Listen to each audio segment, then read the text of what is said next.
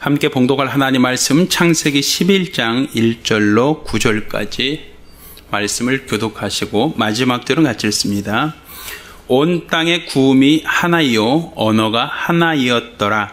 이에 그들이 동방으로 옮기다가 그날 신의 형제를 만나 거기 거하고 서로 말하되 자 벽돌을 만들고 견고히 굽자 하고 이에 벽돌로 돌을 대신하여 역청으로 진흙을 대신하고 또 말하되 자 성과 대를 쌓아 대 꼭대기를 하늘에 닿게 하여 우리 이름을 내고 온 지면에 흩어짐을 면하자 하였던 여호와께서 인생들의 쌓는 성과 대를 보시려고 강림하셨더라.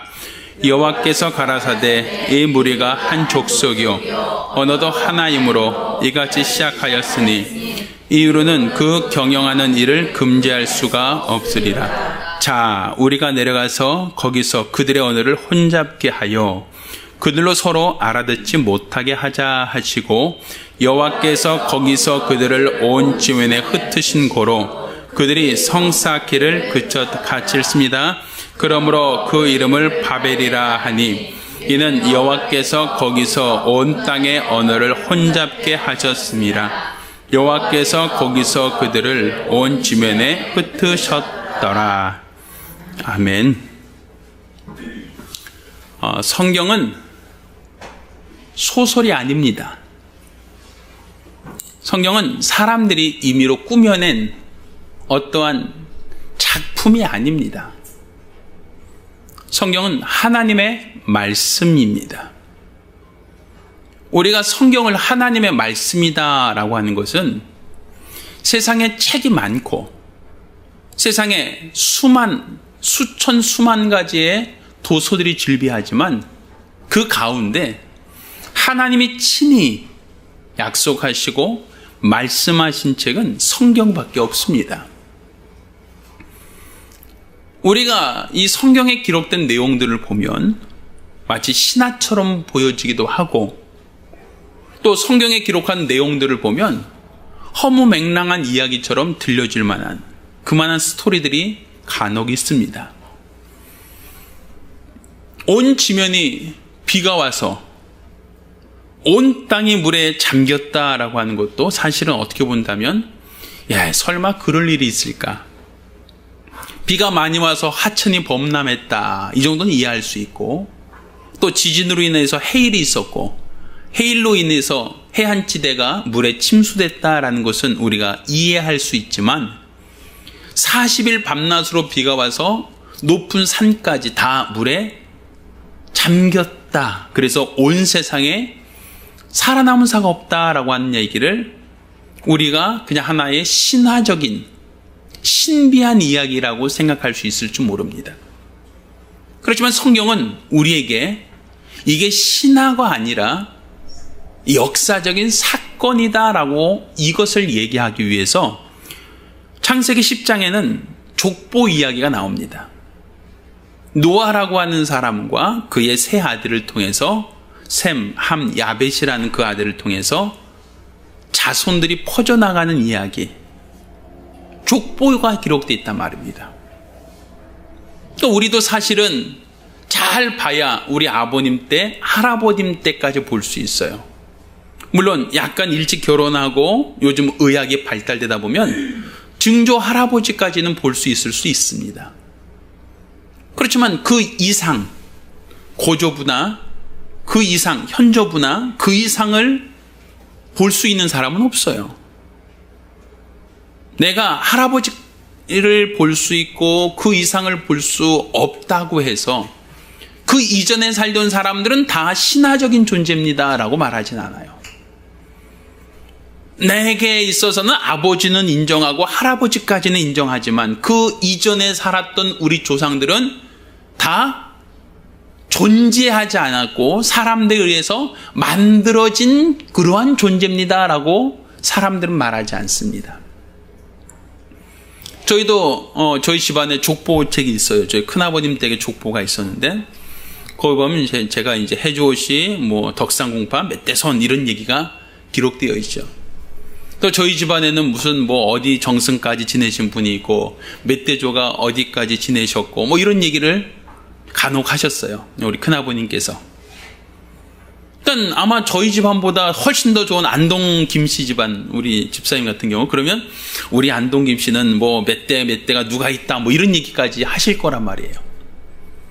분명히 그 조상이 있었다라고 하는 것이 신화가 아니라 역사적인 사건이라는 것을 우리는 족보를 통해서 이해할 수 있는 거예요. 그런데 성경은 이와 같이 노아가 신화적인 존재가 아니다라는 얘기를 족보를 통해서 가늠하고 있단 말입니다. 노아의 자식이 있었는데 셈과 함과 야벳이다. 그런데 그 각각의 자손들은 각각 또 다른 자녀를 낳고 그 자녀가 또 다른 자녀를 낳아서 인구가 세상에 많이 확산되게 되었다. 그 모든 과정이 우연이 아니고 사람들이 꾸며낸 이야기가 아니라 실제 있었던 사건, 실제 존재했던 그 이야기를 기록으로 남기고 있다라고 하는 근거가 되는 겁니다. 그럼 우리가 읽은 이 바벨탑에 대한 이야기도 이것도 사람들이 만들어낸 이야기가 아니고 하나님께서 성경에 기록하고 있는 말씀은 역사적인 사건이다. 실제로 있었던 그 사건의 기초에서 하나님께서 일하신 이야기다라고 볼 수 있는 겁니다. 그러면 우리가 이 바벨탑 사건 이후로 우리는 굉장히 많은 어려움에 있죠. 특히 저 같은 경우 학교 다니면서 굉장히 하나님 앞에 불평했던 것 중에 하나가 왜 나에게 영어를 배우게 하십니까? 왜 나에게 독일어까지 배우게 하십니까? 굉장히 학교 다니면서 스트레스를 많이 받던 얘기들 중에 하나죠. 하나님께서 갈라놓지만 않으셨어도 제가 이렇게 고생하지 않을 텐데 왜 굳이 그때 이걸 다 갈라놔서 나에게 이렇게 힘들게 하십니까? 뭐 이런 얘기들. 아마 저만의 생각은 아닌 것 같습니다. 그런데 이 바벨탑 사건, 왜 하나님께서 그들이 합심해서 한 마음으로 한 뜻으로 공동의 역사를 이루고 있는데, 그런데 왜 그것을 하나님께서 달갑게 보지 않으시고 그들을 흩어버리기 위하여 언어를 혼잡케 하셨겠는가? 우리가 생각할 때는 왜 굳이 하나님께서 그렇게 하셨을까? 아니, 모든 사람들이 합동해서 한다는데, 모든 사람이 힘을 합쳐서 공동의 목표를 위해서 노력한다는데 그게 뭐 그리 잘못됐다고 우리가 생각하잖아요. 우리 협동심이 잘못됐습니다 라고 말하면 누구나 다 맞아, 그거 잘못됐어 라고 말하지 않을 겁니다. 마음으로 합칩시다, 한 마음이 됩시다 라고 할 때 그것을 그건 옳지 않아 라고 얘기할 사람은 없단 말이에요. 그럼 마음을 합쳐서 공동의 역사를 이룹시다. 한 마음을 갖고 우리가 하나의 목표를 향하여 다 같이 노력합시다. 다 같이 협력합시다. 다 같이 그 목표를 향하여 달립시다 라고 하면 우린 이게 나쁜 생각이라고 생각하지 않는단 말이에요. 왜? 협동심이라고 하는 것은 나쁜 얘기가 아니었고 공동의 목표가 있다는 것도 결코 나쁜 이야기가 아니고 그 공동의 목표를 위해서 서로 합력하고 서로 협력하여 서로 도와서 그 목표를 향해서 나아갑시다. 그 목표를 달성할 수 있도록 우리 노력합시다. 그것을 우리가 나쁘다, 잘못됐다, 틀리다라고 말하지 않는단 말이에요. 분명 바벨탑을 쌓는다라고 하는 그 공동의 목표. 자, 우리 흩어지지 말자. 흩어지지 말고 우리 연합해서 힘을 합쳐서 우리 어떤 특정한 건물을 만들자. 이게 우리가 생각할 때 굉장히 나쁜 발상, 엄청나게 실수하는 것이다라고 생각하지는 않잖아요. 근데 성경은 하나님이 보셨을 때 그들이 마음을 합치고 힘을 합쳐서 공동의 목표를 달성하자라고 나아가고 있는 그 모습을 하나님이 달갑게 보지 않으셨고 그들의 언어를 흩어버리셨다라는 얘기예요. 그러면 우리가 생각하는 선하다라고 하는 것과 하나님이 생각하는 선하다라는 기준이 다르다는 것을 이해할 수 있단 말입니다. 우리가 생각할 때는 이게 옳은 거야, 이게 맞는 거야 라고 생각하는 기준과 하나님이 생각할 때 옳은 기준, 그게 차이가 있을 수 있다는 거예요. 우리가 마음을 합치고 힘을 합치고 공동의 목표를 달성하기 위하여 우리 같이 서로 협력해서 노력합시다 라고 하는 것이 우리 입장에서 볼 때는 굉장히 단합된 힘을, 협동심을 발휘할 수 있는 좋은 메리트라고 볼 수 있지만, 그게 하나님이 봤을 때는 아니야, 너희는 합력하지 마, 너희는 흩어버리는 게 낫겠어, 서로 공동의 목표 향해서 노력하지 마, 아예 흩어버릴 거야. 이게 하나님이 보실 때 그분이 기준이 될 수 있다는 얘기예요. 그러니까 우리가 협력이 중요한 게 아니에요. 공동의 목표를 향하여 함께 노력하며 함께 수고하며 함께 나아갑시다가 중요한 게 아니라 하나님이 무엇을 원하시는가가 더 중요하단 말입니다. 하나님이 원하시는 것이 아니라면 내가 노력하는 것도, 우리 서로 협력하는 것도, 우리 서로 공동의 목표를 향하여 나아가자라고 하는 그 모든 수고도 하나님 앞에서 기준으로 봤을 때 온전치 못할 수 있다는 겁니다. 따라서 우리는 항상 우리 기준을 하나님이 기준이 되어야 돼요. 내가 기준이 아니라, 우리가 기준이 아니라 하나님이 기준이 된 게 신앙이에요. 사실 우리 인간들은 하나님을 인정하지 않으려고 하다 보니까 가장 공통분모를 찾으려고 하는 부분이 있어요. 그래서 가장 많은 다수의 공통분모를 찾는 방법이 민주주의예요. 자, 민주주의란 뜻이 뭐냐죠? 백성민자, 주인주자 씁니다. 백성이 주체가 되는 거예요. 그래서 백성이 주체가 되는데 백성은 한 사람이 아니라 다수란 말입니다. 근데 다수가 주인이 되려면 어떻게 되겠어요? 서로 생각이 다르고 마음이 다르고 뜻이 다른데 어떻게 다수가 주인이 될 수 있겠어요? 그러면 모든 사람들이 생각과 말이 다르면 우왕좌왕할 거 아닙니까? 혼란스러워질 거잖아요. 그러니까 다수가 주인 되기 위해서는 더 많은 사람의 의견을 따라가자. 이게 민주주의고 선거예요. 다수결의 원칙이라고 얘기하죠. 많은 사람이 선택한 것이 그나마 더 좋을 것이다라는 거예요.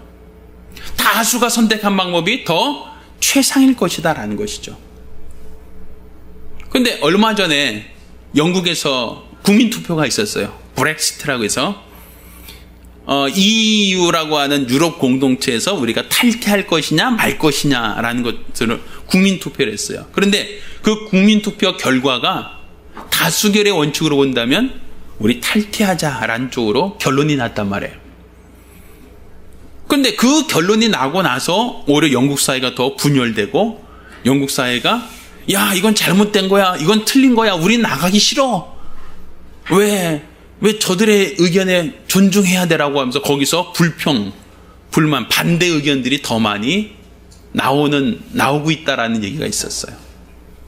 미국에서도 이제 대통령 선거가 이제 몇 달 후에 있습니다. 근데 그 선거를 위해서 공화당과 민주당이 서로 후보를 내세우고 세를 규합하고 있어요. 근데 내가 표를 더 많이 받으려면 나를 지지해주는 사람이 더 많아야 되니까, 나를 지지해주는 사람의 입장을 대변하기 위해서 그 사람들이 공약을 만들고 공약을 제시하고 있어요. 근데 그 내용들을 보면 공공의 목적이 아니라 어떤 특정한 단체의 이익을 대변하는 경우가 더 많다는 얘기죠. 왜? 민주주의의 폐단이 있단 말이에요. 백성들은 모든 것을 다 알고 그들은 현명하게 모든 것을 분별하여 투표하는 게 아니거든요. 언론에 의해서, 또 이렇게 말 잘하는 사람이 어떠한 그 말에 의해서 그들이 여론이 왔다 갔다 할 수 있거든요.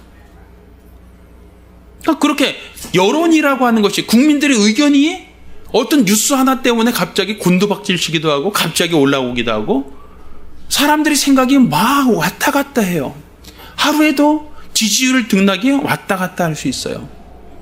오죽했으면 선거 때마다 북한에서 내려오겠습니까?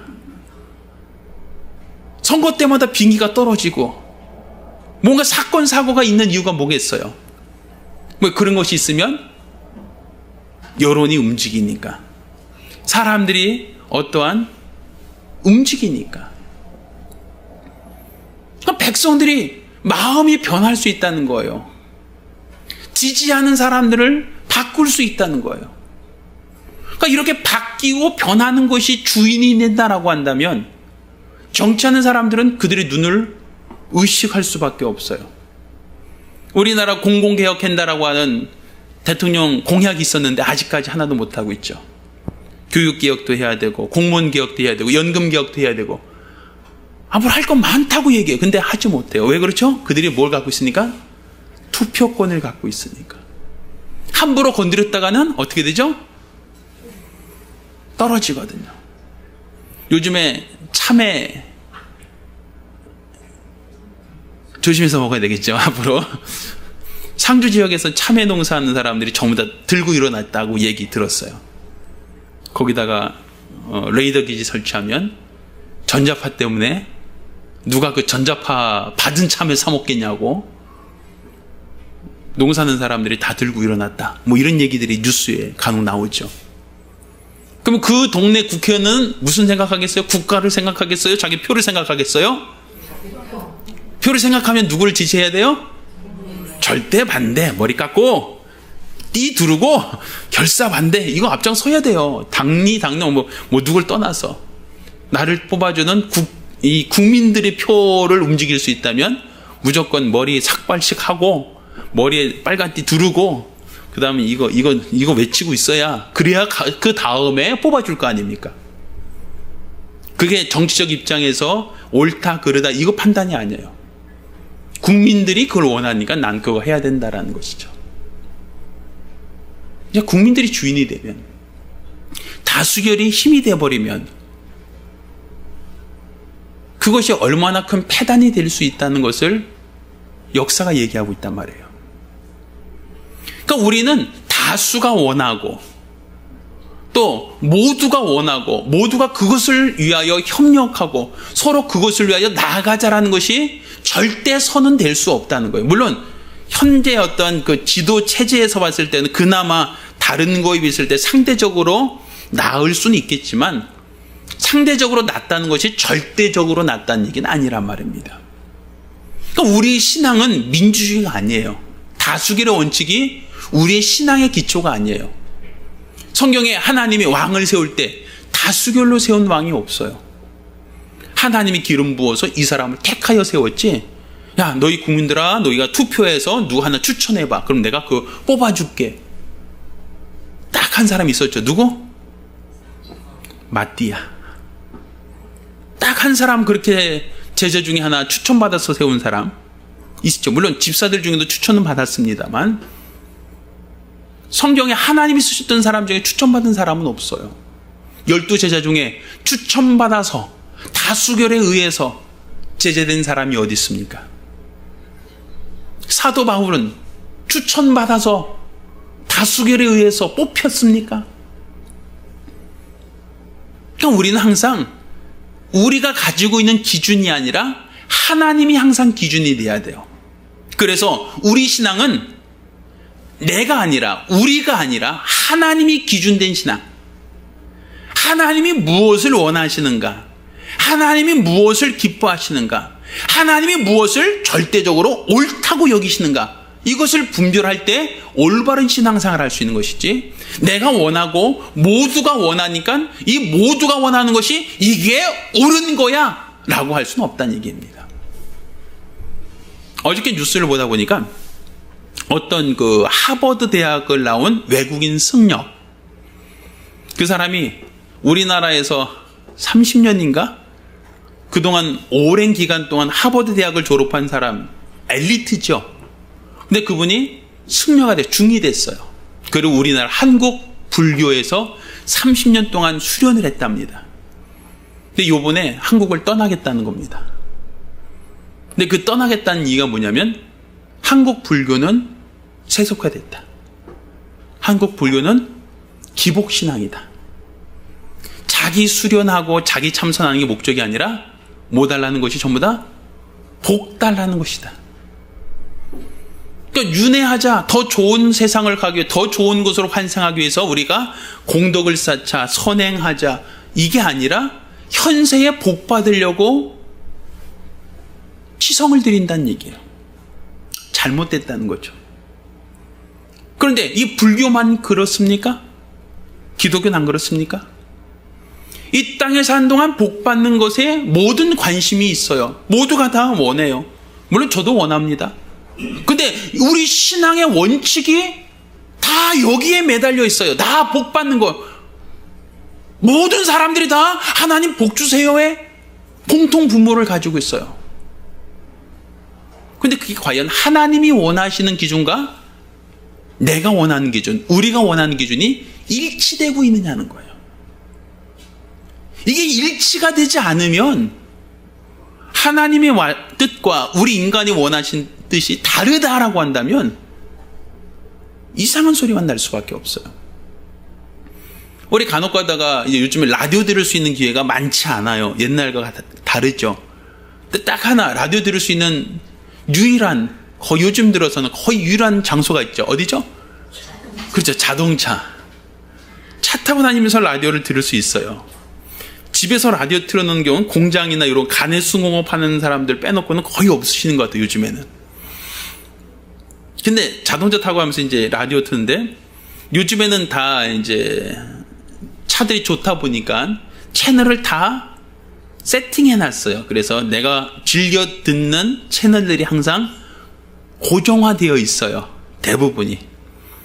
그래서 1번 누르면 뭐 FM 95.1이다, 95.9다 하고 채널이 다 세팅돼 있죠. 근데 간혹 가다가 배터리 작업해서 그게 싹 지워졌을 때 그때 라디오를 켜면 무슨 소리만 나죠? 찌글찌글 이런 소리, 뭐 끓는 소리가 납니다. 예, 뭐가 안 맞은 거예요? 주파수가 안 맞았다는 거죠. 방송국에서 송출하고 있는 전파와 수신하는 내 차의 주파수가 맞지 않으면 그러면 들을 수가 없는 거예요. 잡음 소리만 나는 거예요. 마찬가지로 하나님이 원하신 뜻과 내가 원하는 뜻이 일치가 되지 않으면 거기서는 계속 이 잡음 소리만 나는 겁니다. 하나님은 말씀하고 있고 나는 내가 원하는 것을 구하고 있고 하나님은 이렇게 살라고 우리에게 말하고 있고 나는 내 마음대로 살려가고 있고 계속 갈등만 생기게 되는 거예요. 그 갈등의 사건이 바로 이 베델 사건이에요. 이 바벨탑. 이 바벨탑 사건이 바로 이 갈등의 사건이죠. 그러면 여기서 말하는 갈등이 어떤 갈등이었는가 한번 봅시다. 창세기 11장 보면 온 땅의 구음이 하나요, 언어가 하나였다. 그러니까 언어가 똑같아요. 구음, 입 열고 나는 소리가 같았다라는 얘기예요. 그러니까 이 동양인, 서양인, 흑인, 백인 다 상관없이 말을 하면 다 하나의 언어로 다 통용될 수 있었던 시대, 외국어가 없었던 시대라고 볼 수 있겠죠. 자, 그런데 그들이 동방으로 옮기다가 신할 평화를 만나 거기서 거하며 자, 서로 말합니다. 자, 벽돌 만들고 겨누고 굽자. 그리고 벽돌로 돌을 대신하여 역청으로 진흙을 대신하고 성과대를 쌓고 꼭대기 하늘에 닿게 우리 이름을 온 지면에 흩어짐을 면하자. 자, 그들이 공동의 역사를 하자라고 했어요. 그들이 동방으로 옮겨가다가 큰 평화를 만나서 야, 여기다가 우리가 큰 성을 쌓고 우리 여기 함께 모여 살자. 우리 서로 여기서 함께 교제하자. 같은 언어를 쓰니까 뜻을 같이 일치했고 공동의 목표를 달성하기 위하여 같이 노력하자라고 공통 작업을 시작했습니다. 우리가 생각할 땐 나쁜 일 아니죠. 의견을 모아서 뜻을 모아서 협력해서 같은 목적으로 일을 하자. 잘못됐다고 보기 어렵죠. 자, 그런데 여호와께서 인생들이 쌓는 성과 대를 보시려고 강림하셨다. 그리고 하나님이 말합니다. 이 무리가 한 족속이요 언어도 하나므로 이같이 시작하였으니 이후로는 그 경연을 금할 수 없으리로다. 내가 그들의 언어를 혼잡게 하고 알아듣지 못하게 하겠다. 협력하는 것을 방해하겠다는 것이었어요. 서로 합심하여 공동의 목표를 위하여 서로 노력하는 것을 하나님이 흩어버리시겠다라는 것이었어요.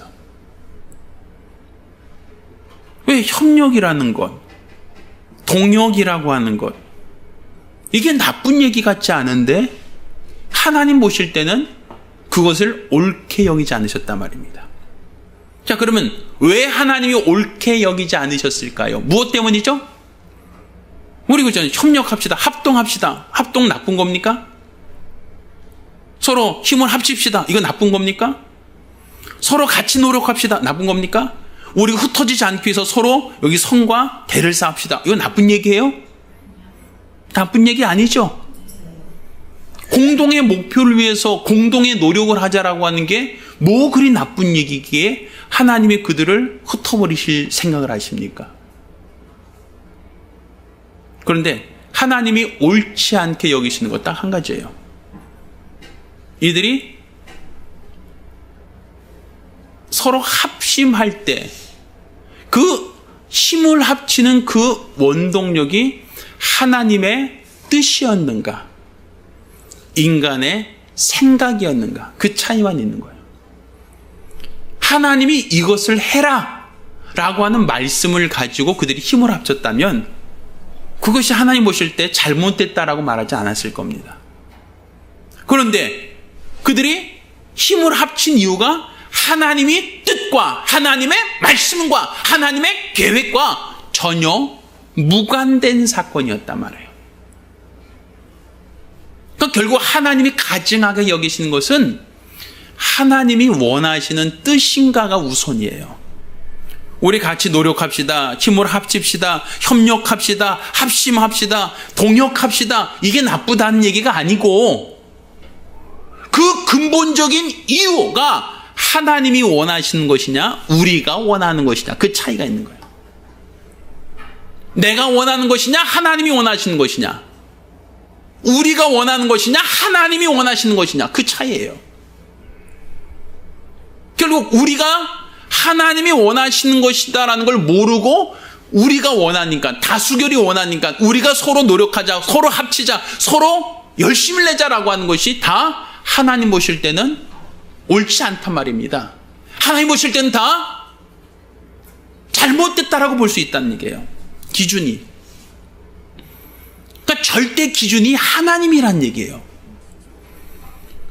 그러니까 우리가 무엇을 할 때, 무엇을 어떤 걸 할 때 이것을 할까 말까가 아니라 하나님이 원하실까가 기준이 돼야 되는 거예요. 자, 우리 이거 합시다. 우리 서로 사랑합시다. 좋은 얘기, 나쁜 얘기예요. 우리 서로 용서합시다. 이게 좋은 얘기, 나쁜 얘기예요. 우리 잘못한 일이 있으면 우리 서로 용서하고 보듬어 줍시다. 자, 좋은 얘기, 나쁜 얘기? 자, 그러면 우린 그런 얘기하면 목사님 은혜 받았습니다. 이런 얘기를 해요. 우리 서로 용서합시다. 우리 서로 사랑합시다. 잘못한 사람 있으면 우리 등 두들겨 줍시다. 자, 우리 잘못을 서로 고하며 발을 씻어 줍시다 하면 우리 모두가 참 말씀 은혜 받았습니다. 좋은 얘기 들었습니다. 이렇게 우리 할 수 있어요. 그렇죠? 그런데 하나님이 원하시는 뜻인가, 아니면 우리가 듣고 싶은 말, 우리가 원하는 말인가, 그 차이가 있어야 돼요. 하나님이 정말 원하시는가? 우리가 흩어지지 않는 걸 하나님이 원하시는가? 우리가 이곳에 성을 쌓는 것을 하나님이 원하시고 하나님이 바라시고 하나님이 기뻐하셔서 우리가 이걸 하는 것인가? 아니면 우리가 원해서 우리가 하는 것인가? 그 차이는 분명 다르단 말입니다. 어저께 보니까 제 처가 12시 넘게까지 이거 볶고, 아침에도 일어나서 또 볶고, 하루 왼종일 볶아요. 이게 다듬고 볶고 다듬고 볶고.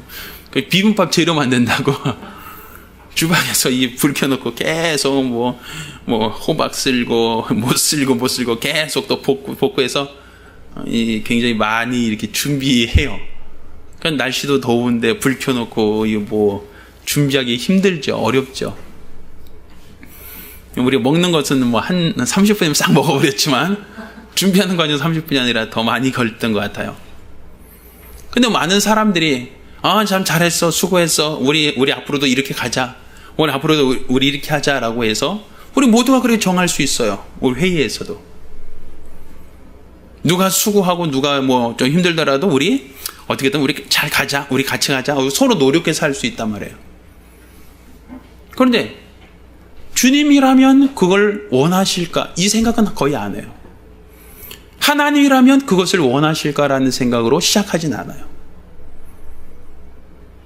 항상 하나님이 이것을 원하신다, 하나님이 이것을 기뻐하신다, 하나님이 이것을 우리에게 원하신다라는 그 기준이 없어요. 우리가 마음을 모으고 우리가 뜻을 모으고 우리가 합심하자라는 것만 있어요. 이것은 신앙이 아니에요. 세상의 모든 종교도, 세상의 모든 그룹들도 다 그것은 해요. 국회의원들조차도 자기들이 무엇이 옳다 틀리다 해서 자기들끼리 의견을 정하고 자기들끼리 옳은 방법으로 정치를 합니다. 법을 만듭니다. 근데 그 가운데 하나님이 원하실까, 여기에 기준을 두진 않는단 말이에요. 그렇게 본다면 예수 그리스도의 삶, 예수 그리스도의 공생에는 철저히 아버지가 원하신 대로 거기에 초점이 있었어요. 아버지와 내게 이 잔을 옮겨주옵소서. 그렇지만 내 원대로 마옵시고 아버지의 원대로 되기 원합니다. 철저하게 아버지가 원하는 것, 하나님이 원하시는 게 가장 우선이었어요.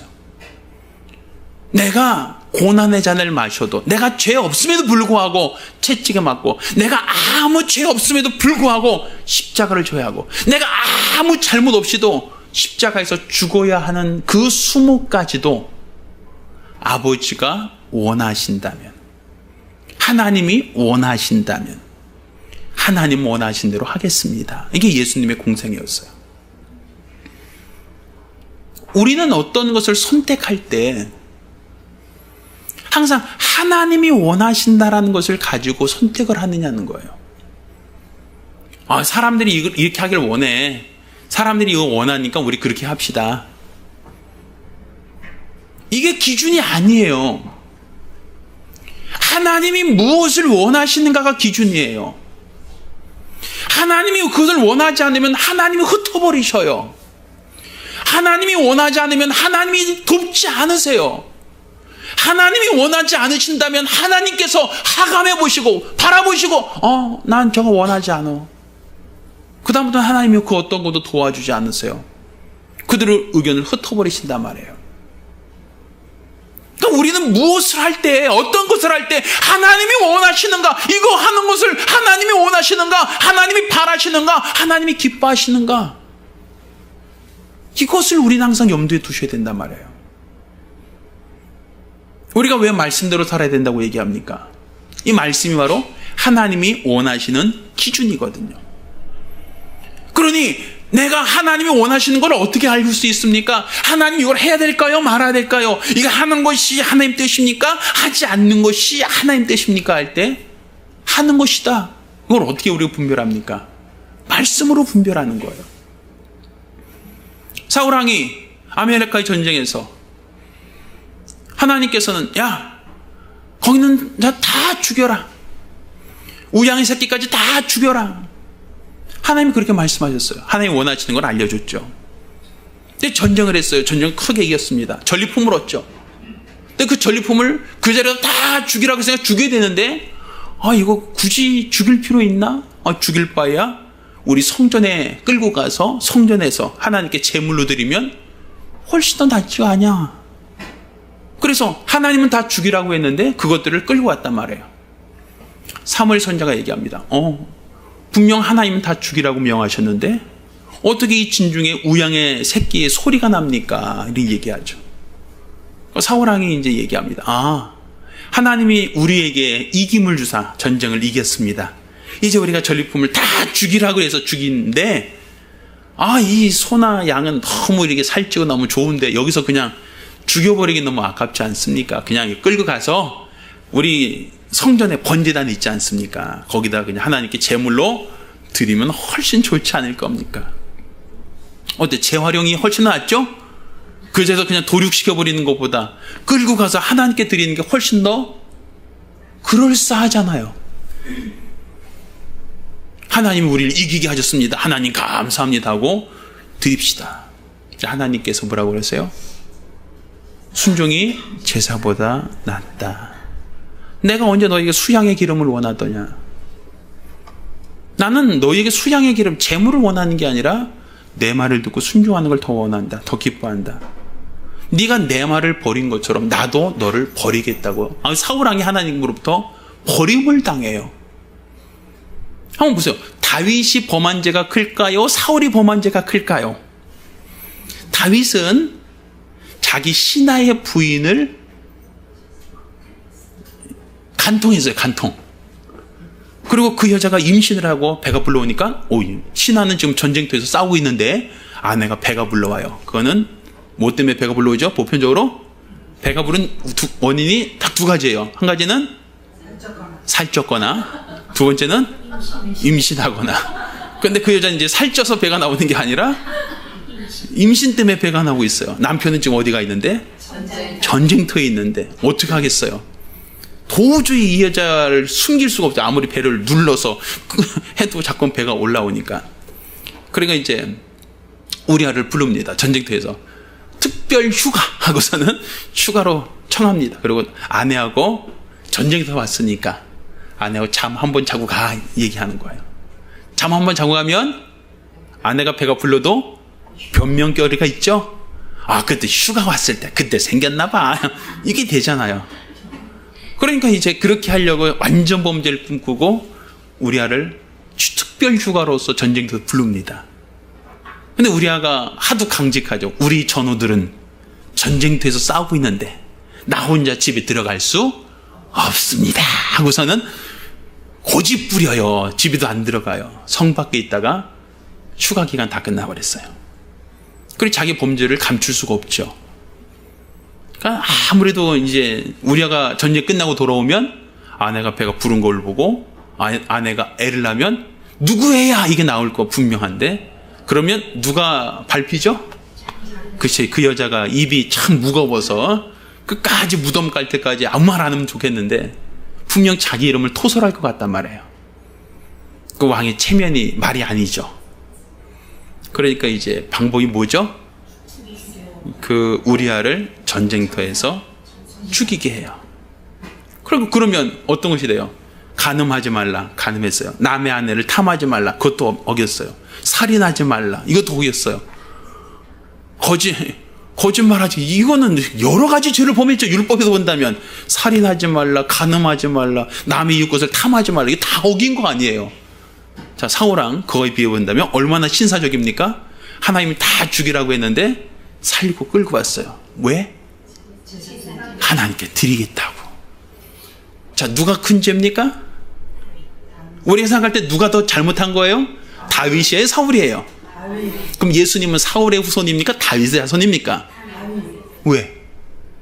분명 더 큰 죄는 우리가 볼 때는 어느 게 더 큰 죄예요? 다윗이 더 큰 죄잖아요. 근데 하나님은 왜 다윗의 태를 통해서 예수가 오고 사울이 아니냐 이거예요. 분명 사울이 간음하거나 신하의 부인을 겁탈하거나 이유가 없잖아요. 그런데 하나님은 왜 사울을 버리고 다윗을 택하셨는가? 우리가 생각할 때 인간의 기준이 아니에요. 우리 기준으로 볼 때는 분명 죽을 죄를 지은 건 다윗이지만 사울은 그렇게 죽을 만한 죄는 아니잖아요. 근데 하나님의 뜻대로 하지 않았다는 거예요. 하나님이 원하시는 것을 고의로 하지 않는 것, 하나님이 원하시는 것을 분별하지 못하는 게 그게 더 큰 죄라고 보는 거예요. 하나님은. 그러니까 우리가 살인보다 더 큰 죄가 있어요. 간음보다 더 큰 죄가 있어요. 우리가 무슨 죄가 그렇게 커요? 하나님 뜻대로 하지 않는 겁니다. 이게 살인보다 간음보다 더 큰 죄입니다. 그러니까 우리가 이게 하나님이 원하시는 뜻인가를 분별하지 못한다면 내가 노력하고도 내가 열심히 애쓰고 열심히 수고해도 하나님으로부터 인정 못 받을 수 있다는 얘기예요. 저는요, 우리 성도들 모두가 원하는 대로 했습니다. 우리 모두가 원하는 것을 위해서 노력했습니다. 하나님이 그것을 원하시는 게 아니었어요. 하나님이 원하시는 그 뜻대로 했느냐는 거예요. 그래서 주님이라면 이라는 걸 항상 염두에 두시란 말이에요.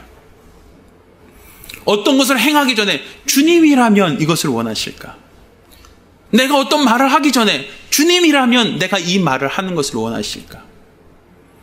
어떤 행동을 하기 전에 주님이라면 내가 이런 행동을 하는 것을 그분이 원하실까? 항상 주님이라면, 예수님이라면 내가 이 행동하는 것을 원하실까? 예수님이라면 내가 이 봉사라는 걸 그분이 원하실까? 예수님이라면 내가 누구와 싸우는 것, 내가 미워하는 것, 그걸 원하실까? 항상 우리는 예수님이라면 내가 이걸 원하실까? 예수님이라면 내가 이걸 행하는 걸 그분이 원하실까? 그분이 기뻐하실까? 이걸 찾을 수 있어야 돼요. 내가 주님이 원하시는 것을 하겠습니다. 이게 신앙이에요. 내가 아무리 노력하고 선한 일을 한다 할지라도 주님이 원하시는 게 아니라면 그 일은 하나님으로부터 인정받을 수가 없단 말이에요. 우리는 항상 주님이라면, 이게 주님이 원하시는 일인가? 이게 하나님이 원하시는 일인가? 여기에 우리 신앙의 기초가 달려있는 겁니다. 그래서 우리가 하나님의 뜻을 분별하기 위하여 성경으로 돌아가자는 거예요. 하나님이 이걸 원하신다라는 걸 우리가 어떻게 분별합니까? 성경에 하나님이 이렇게 말씀하셨어. 하나님이 이렇게 말씀하셨어. 이게 하나님이 원하시는 일이야. 여기에 기준을 삼는 겁니다. 따라서 우리가 무슨 말을 할 때, 어떤 행동을 할 때, 우리가 같이 서로 협의해서 어떤 것을 공동의 목표를 달성하고자 할 때 항상 하나님이 그것을 원하시는가? 하나님이 그것을 원하시는가? 여기에 우리의 분별력이 있으셔야 돼요. 항상 우리가 믿음의 눈으로 바라본다는 것은 다른 게 아니라 하나님이 원하시는가? 하나님이 기뻐하시는가? 여기에 우리의 믿음이 있어야 됩니다. 저와 여러분 모두가 하나님의 뜻을 분별하길 예수 이름으로 축원합니다. 주님이라면 어찌하실까? 주님이라면 어떻게 원하실까? 주님이라면 내가 이 행동을 하는 것을, 주님이라면 내가 이렇게 노력하는 것을 그분이 원하실까? 항상 주님의 입장에서, 주님의 눈으로 나를 바라보시고 우리 주의 뜻대로 사는 믿음의 사람 되길 예수 이름으로 축원합니다. 기도하겠습니다. 우리 같이 기도하실 때 주님이라면 원하실까? 주님이라면 원하실까? 우리 모두가 원하는 일이고, 우리 모두가 옳다는 일이고, 우리 모두가 같이 하자는 얘기인데도 불구하고 하나님이 원하시는 일은 하나님이 그 언어를 흩어서 방해해버렸어요. 주님이 원하신 일을 하셔야 됩니다.